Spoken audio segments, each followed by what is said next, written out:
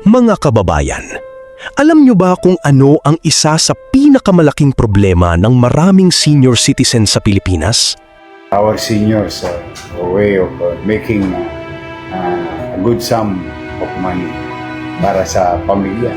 Ang katotohanan, marami sa kanila ang gusto pang magtrabaho, pero wala nang gustong tumanggap sa kanila.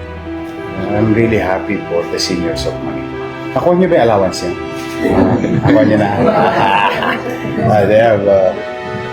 Kaya nang makita ko ang balitang ito, talagang napangiti ako. It's great to give that back to the community, and we'll continue to support. Yeah, 100%. sumasarap talaga yung chicken ng Papay. Naamoy ko eh. Asan na yan o, yung kontrata? Tara, pag-usapan natin. I'm proud of them. I know they can do the job. Excited na kayo? Yung Popeyes. Welcome again. Welcome again. Hi. Good to see you again. Hi. Halika. Hero. Afternoon po. Congrats, ha? Halika. Halika. Well, again, thanks. Thank you for in behalf of our senior citizen. This is we call this priority program of the City of Manila. Yes. Give our seniors a way of making a good sum of money para sa pamilya. Excited na kayo? Okay, sige. Okay, we'll sign. Okay.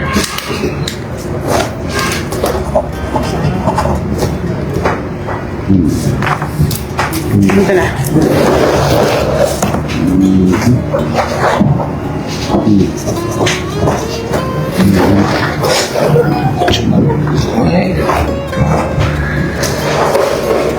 Tama-tama, maglalansa ako. Papa.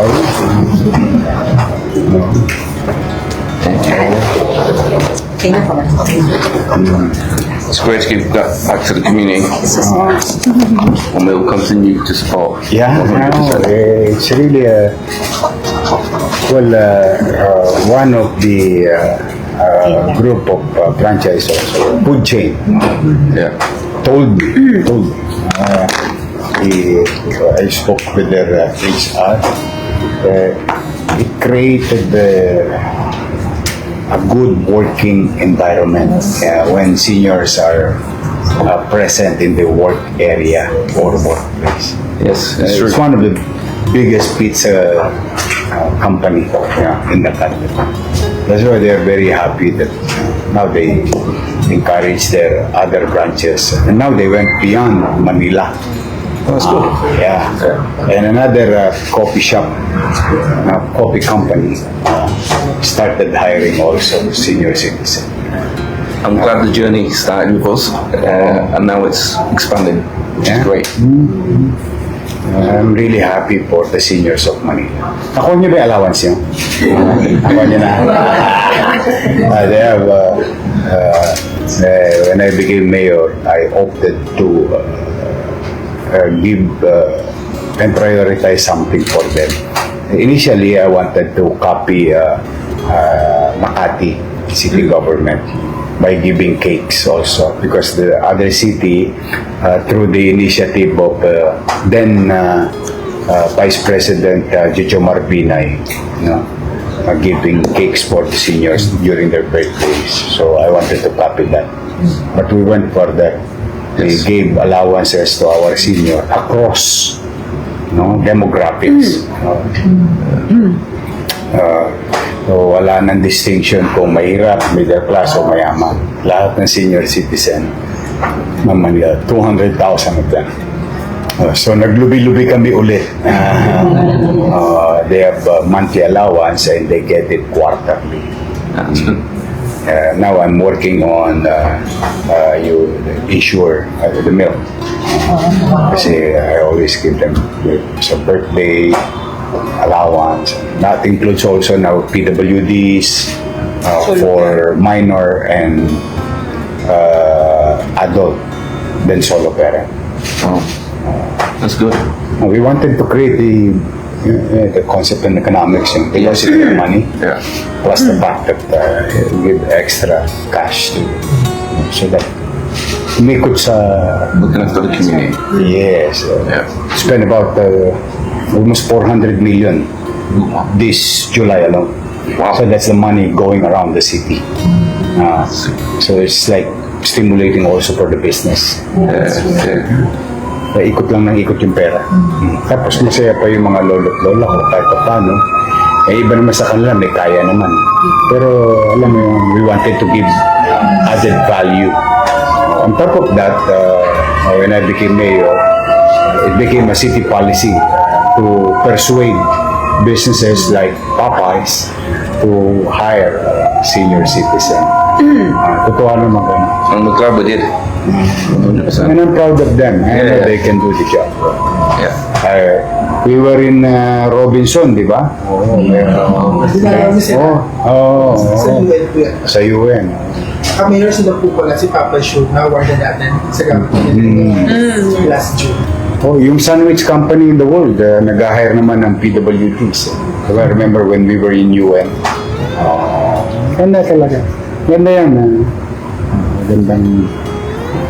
But again, on behalf of the people of Manila, to Popeyes Company, thank you very much. Sumasarap talaga yung chicken ng Popeyes. Naamoy ko eh. Halika. Yes, yes. Asan na yan yung kontrata?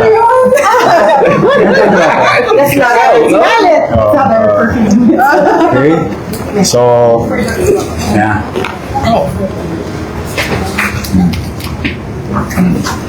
Ayun, si ano. Halika rito. Yeah. Sama mo na yung mga lolo't lola ko. Halika kayo, halika guys. Gutom na ako bigla. Halika yan. Kaya na ba dyan? I love you. Ganda ni nanay. Okay. Tingin po tayo dun.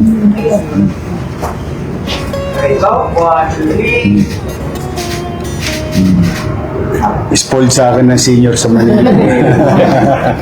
Sige. Oh, thank you sa inyo. Ha? Thank you. Good luck. Good luck. Thank you. You take care. If you need any or we're growing like We will. double digits for the past 6 months. Kaya saludo ako sa Popeyes. Hindi dahil nagbibigay sila ng trabaho, kundi dahil binibigyan nila ng pagkakataon ang isang sektor na madalas nakakalimutan. At gusto kong bigyang diin ito. Hindi lang negosyo ang ginagawa nila, nagbibigay sila ng dignidad. Kasi iba ang pakiramdam ng isang tao na kumikita gamit ang sarili niyang kakayahan. Lalo na kung senior citizen ka na at pakiramdam mo ay wala nang naniniwala sa kakayahan mo. Isang simpleng pagkakataon lang, malaking bagay na iyon.